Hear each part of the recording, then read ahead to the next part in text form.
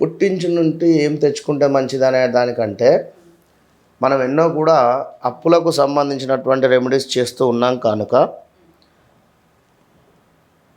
స్త్రీమూర్తులు అంటే మహిళలు మీ అప్పులు తొందరగా తీరాలి అంటే పుట్టింటి నుండి కొన్ని వస్తువులు తీసుకొని రావాలి.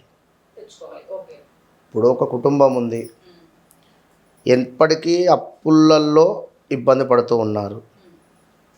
మరి వీరు మనం చెప్పేటువంటి రెమెడీ ఫాలో కావాలి. అంటే ఏంటిది? పుట్టింటి నుండి ఈ మనం చెప్పేటువంటి వస్తువులను కొన్ని వస్తువులను తీసుకొని వచ్చి వీళ్ళు ఇంట్లో వాడాలి. అవి ఎందుకంటే ఏ పుట్టలో ఏ పాము ఉందో అన్నట్టుగా ఎన్నో రెమెడీస్ చేస్తూ ఉన్నారు కనుక ఒకసారి ఇది కూడా ట్రై చేయండి. ఇప్పుడు ఎవరైతే మహిళలు ఉన్నారో వారు తప్పకుండా కూడా వారి పుట్టింటి నుండి ఒక 2 దీపపు కుందులు, మాణిక్యాలు అంటారు కదా, ఆ మాణిక్యాలను ఎప్పుడైతే గత కొన్ని రోజుల నుండి కూడా మీ పుట్టింట్లో దీపారాధనకు వాడేటువంటివి కానీ లేదా మీ అమ్మగారిని కానీ నాన్నగారిని కానీ కొనివ్వమని చెప్పండి. అవి పుట్టింటి నుండి మెట్టినింటికి తీసుకొని వచ్చి, అంటే మీరుండే అటువంటి తీసుకొని వచ్చి అక్కడ మీరు చక్కగా కూడా ప్రతిరోజు కూడా దీపారాధన చేయాలి.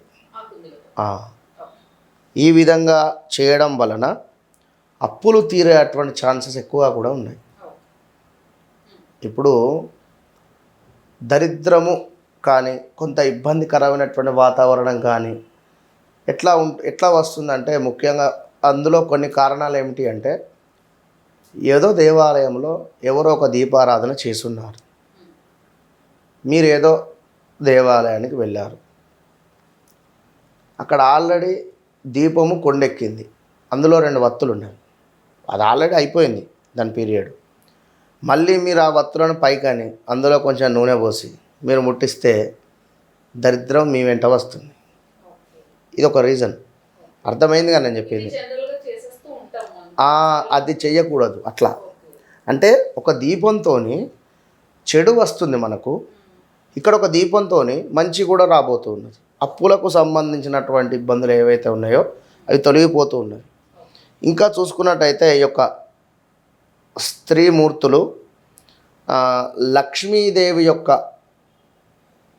లాకెట్ కానీ లక్ష్మీదేవి యొక్క విగ్రహం కానీ ఇది మీకు పుట్టినింటిలో ఒకవేళ మీరు అభిషేకం కానీ లేదా కొలుస్తూ ఉండేటువంటి విగ్రహాన్ని అయినా కూడా మెట్టింటికి తెచ్చుకోవచ్చు. విన్నారా? లేదా మనకు వీరు ఒక లాకెట్ రూపకంగా కూడా ధరించినా కూడా లేదా ఒక ఉంగరం రూపకంగానైనా కూడా లక్ష్మీదేవి యొక్క విగ్రహాన్ని ధరించినట్టయితే మంచి ఫలితం ఉంటుంది ఇంట్లో ఆడవారు. ఎందుకంటే అప్పుల బాధలు తీరిపోయేటువంటి పరిస్థితి ఉందని చెప్తూ ఉన్నారు మనకి ఇక్కడ రహస్య పరిహార శాస్త్రంలో.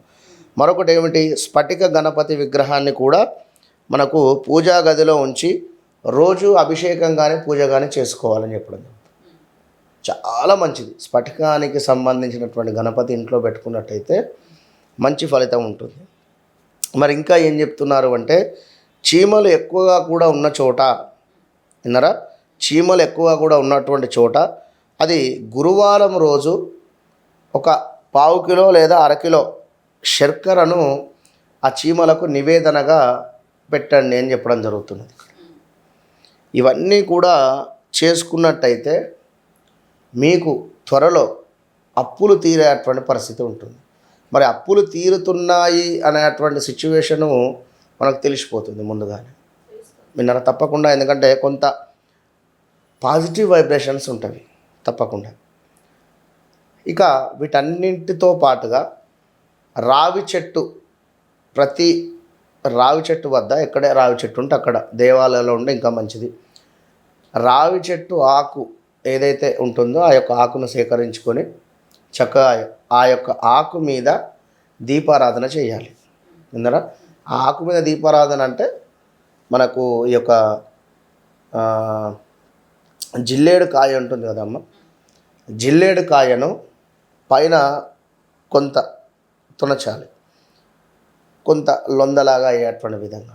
దాంట్లో చక్కగా కూడా మనకు నువ్వుల నూనె పోసి 3 వత్తులు వేసి దానిని చక్కగా కూడా ఈ యొక్క ఒక మట్టి ప్రమిదలో పెట్టి ఈ మట్టి ప్రమిద కింద మనకు రావి ఆకు ఉంచాలి. పెట్టిన తర్వాత ఇది ఎంతో భద్రంగా రావి చెట్టు వద్ద దీపారాధన ఇది ఉదయం 10-10:30 ప్రాంతంలో చేయాలి.